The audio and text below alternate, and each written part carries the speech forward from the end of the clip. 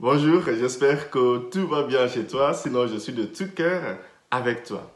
Mais qui es-tu? Est-ce que tu sais qui tu es? Parfois dans la vie, nous ne savons plus quoi faire ni comment nous comporter parce qu'on a oublié complètement qui nous sommes. Oui, je comprends, je sais que la vie peut être tellement dure que parfois on a tendance à oublier complètement qui on était. Hein? C'est le philosophe Schopenhauer, j'espère que je prononce bien ce nom, qui, ça c'est une blague bien sûr, qui marchait un jour, qui s'est cogné contre un autre homme, qui l'a donc poussé pour lui dire, mais qui es-tu pour me pousser comme ça? Et le philosophe lui dit, si seulement je savais.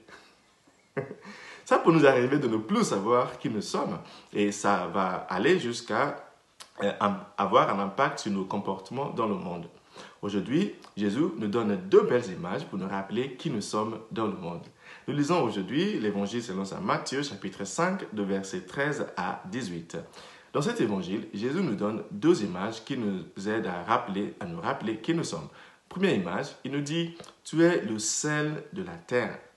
Dans le temps de Jésus, le sel avait plusieurs fonctions. Je vous en cite quelques-unes. Le sel était utilisé pour, comme nous, savourer le repas. Ça veut dire que nous sommes appelés à donner du saveur à notre monde. Si jamais tu oublies qui tu es, rappelle-toi que tu es le sel du monde. Si là où tu es, autour de toi, tout semble fade, la maladie, la dépression, tout le monde est découragé, rappelle-toi que toi, tu es le sel de la terre. C'est à toi de redonner du saveur à ton environnement. C'est belle, non, comme image?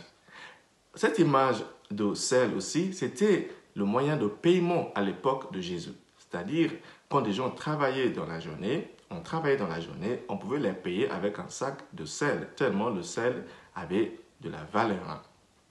Ça veut dire que nous sommes une sorte de monnaie d'échange. Les gens doivent pouvoir faire du commerce avec nous. Mais qu'est-ce que cela veut dire? La qualité ou la valeur d'une monnaie dépend de la confiance que les gens font à cette monnaie. En gros, Jésus veut dire, soyez crédibles. La crédibilité, c'est la monnaie la plus valable dans le monde. Jésus nous appelle donc à être crédibles.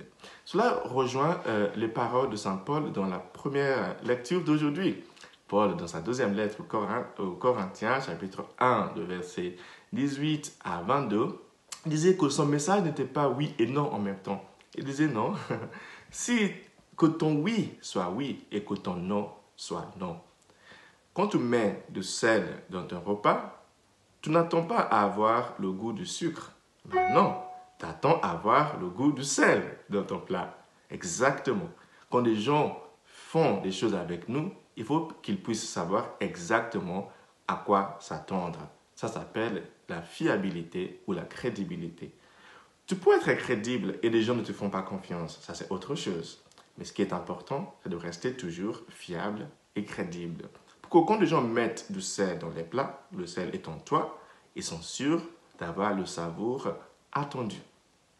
Jésus nous donne une autre image ce matin pour nous rappeler qui exactement nous sommes, après nous avoir dit que nous sommes le sel de la terre. Il nous dit aussi que nous sommes la lumière du monde. En disant cela, c'est clair que nous sommes appelés à briller au lieu de maudire l'obscurité. Évidemment, il y a beaucoup d'obscurité dans le monde. Il suffit d'allumer ta télé, tu en auras assez pour ta journée, des mauvaises nouvelles. Mais Jésus nous rappelle que parmi toute cette obscurité, c'est nous, la lumière. C'est nous qui sommes appelés à briller. Donc, au lieu de se plaindre de l'obscurité, nous sommes appelés à briller.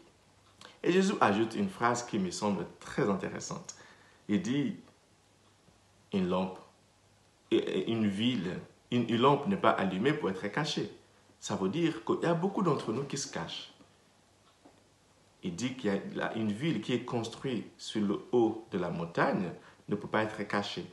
Il y a certains d'entre nous qui sont des villes bien gagnées, bien construites. Mais nous nous cachons.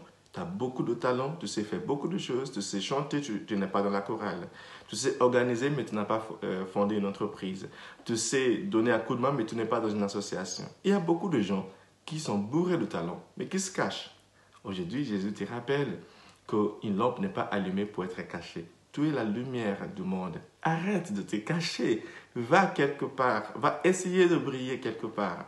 Évidemment, quand tu commences, on va se moquer de toi. Tu vas mal faire certaines choses, mais avec le temps, tu vas maîtriser ce que tu sais faire.